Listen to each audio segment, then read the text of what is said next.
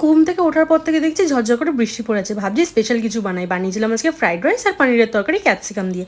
বিকেলবেলা একটু রেডি হয়ে গেছিলাম, হয়ে গিয়ে দেখো শনিবার ছিল, শ্রাবণ মাসের শেষ শনিবার, তাই সব জায়গায় পুজো হচ্ছে আর আমরা দুজন ভাবলাম শনিবার কিছু ভেজ খাই।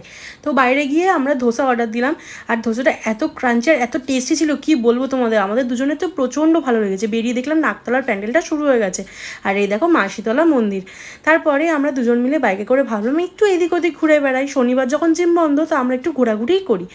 পাটুলির দিক দিয়ে গেলে মনে হবে পুজো শুরু হয়ে গেছে, এত বেশি ভিড়। গরম কাটানোর জন্য অর্ডার করলাম লাভ অ্যাফেয়ার্স, আর একটা হচ্ছে পাইনাপেল লস্যি। পাইনাপেল লস্যিটা চলে আসলো, তাই বর আর আমি দুজনেই ট্রাই করলাম, যেহেতু আমার আইসক্রিমটা এখনও দেয়নি। আর আমার আইসক্রিমটার নামটা যতটা ইন্টারেস্টিং, খেতেও কিন্তু ততটাই ইন্টারেস্টিং। দেখেছো কত সুন্দর দেখতে লাগছে, আর খেতেও কিন্তু অনেকটা টাইম লেগে গেছিলো, অনেক ঠান্ডা ছিল। আর দেখো স্টাইল মেরে তোমাদেরকে দেখাতে দেখাতে স্টিকটা নিচে পড়ে গেল, আর এই নিয়ে আমার মনটা বড্ড খারাপ, কেন যে নিচে ফেললাম কে জানে। যাই হোক, আজকের ভিডিওটা কেমন লাগলো অবশ্যই জানিও, ভালো লাগলে লাইক করো।